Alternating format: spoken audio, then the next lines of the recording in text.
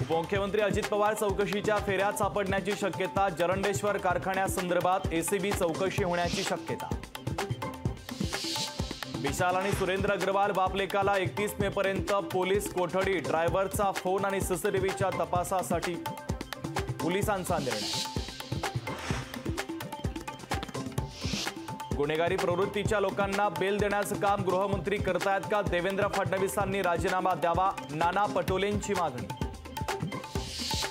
Pune hit and run प्रकरणी त्रिसदस्यीय समितीकडून चौकशी। डॉक्टर पल्लवी सापळेंनी ससून प्रशासनाची केली चौकशी।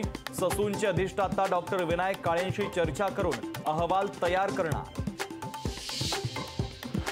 आमदार धंगेकरांचे आरोप विशिष्ट हेतूने वसुलीसाठी धंगेकर आरोप करतात। संजय शिरसाट यांचा रवींद्र धंगेकर यांच्यावर हल्लाबोल। कोस्टल रोडचं काम पूर्ण झाल्यानंतरच उद्घाटन झालं। कोस्टल रोडवरील लिकेज दुरुस्ती करण्याचे आदेश दिले। विरोधकांच्या टीकेला मुख्यमंत्री एकनाथ शिंदे यांचं प्रत्युत्तर।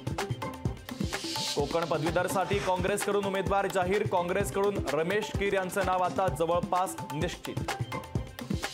अकोल्यामध्ये बियाणांसाठी शेतकरी आक्रमक। उदय टॉकीज परिसरामध्ये शेतकऱ्यांचं रास्ता रोको आंदोलन। शेतकऱ्यांना वाऱ्यावर सोडून कृषी मंत्री धनंजय मुंडे परदेश दौऱ्यावर। 10वीच्या निकालातून एक धक्कादायक माहिती समोर। 10वीच्या मुलांना इंग्रजीपेक्षा मराठी वाटतंय कठीण। इंग्रजीच्या तुलनेत मराठीमध्ये नापास होणाऱ्यांचं प्रमाण अधिक।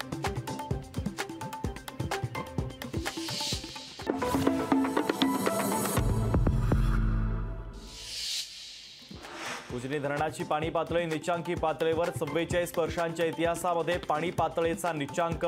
दुष्काळाच्या झळा जाणवण्याची शक्यता।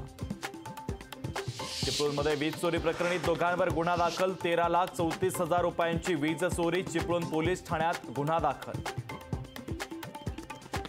छत्रपती संभाजीनगर जिल्ह्यामध्ये उन्हाच्या तडाख्यानं गाठला विक्रमी उच्चांक। शहराचं तापमान 44 अंश सेल्सिअस पर्यंत। शासकीय आणि खासगी रुग्णालयांमध्ये दिवसाला 3000 उष्माघात सदृश्य रुग्णांची नोंद।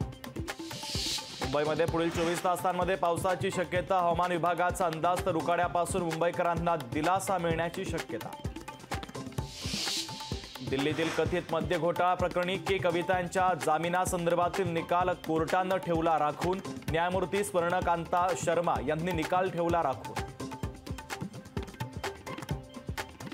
अमरावती जिल्हा रुग्णालयामध्ये रक्ताचा तुटवडा। जिल्हा रुग्णालयातील रक्तपेढीमध्ये केवळ 16 बॉटल रक्त उपलब्ध।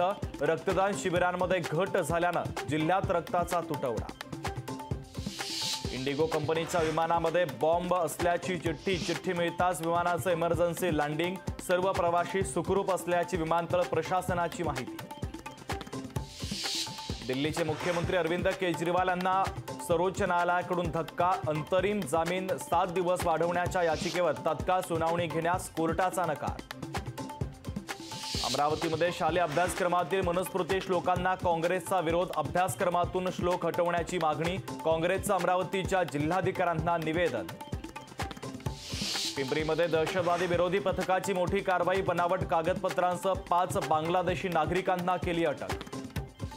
मुंबईतील सुरू असलेल्या रस्त्यांची कामं 31 मे पर्यंत पूर्ण करा। अतिरिक्त महानगरपालिका आयुक्त अभिजित बांगर यांचे सक्त निर्देश।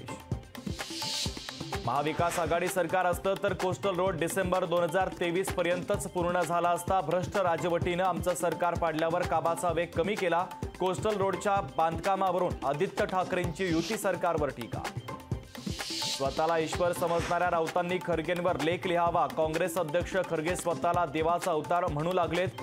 चंद्रशेखर बावनकुळेंचा राऊतांवर हल्लाबोल।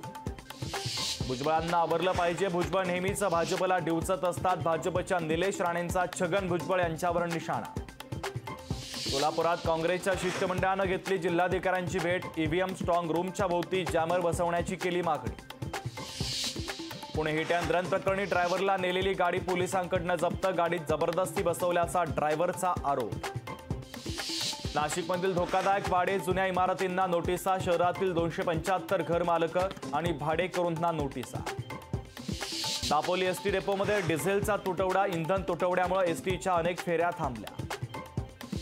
चेंबूर मानखुर्दमध्ये उद्या पाणी नाही। पाईपलाईनच्या कामामुळे पाणी पुरवठा बंद राहणार। नागरिकांनी पाणी जपून वापरण्याचं पालिकेचं आवाहन। पुण्यामध्ये गुरुवारी पाणी नाही. पुण्याच्या दक्षिण भागात पाणी पुरवठा राहणार बंद. वडगाव जलशुद्धीकरण केंद्राच्या देखभाल दुरुस्तीसाठी महत्त्वाचा निर्णय. विदर्भामध्ये उष्णतेचा तडाखा. विदर्भात पुढील 5 दिवसांमध्ये तापमान आणखीनच वाढण्याचा हवामान विभागाचा अंदाज. पंढरपूर आणि मंगळवेढा तालुक्यामध्ये पावसाचा तडाखा. पावसामुळे शेतीचं मोठं नुकसान तर घरावरील आणि शाळेचे पत्रे उडाले. सोन्याच्या दरामध्ये आज पुन्हा एकदा वाढ. चांदी या आठवड्यात 94,000च्या पार तर सोनं देखील 72,000च्या आसपास.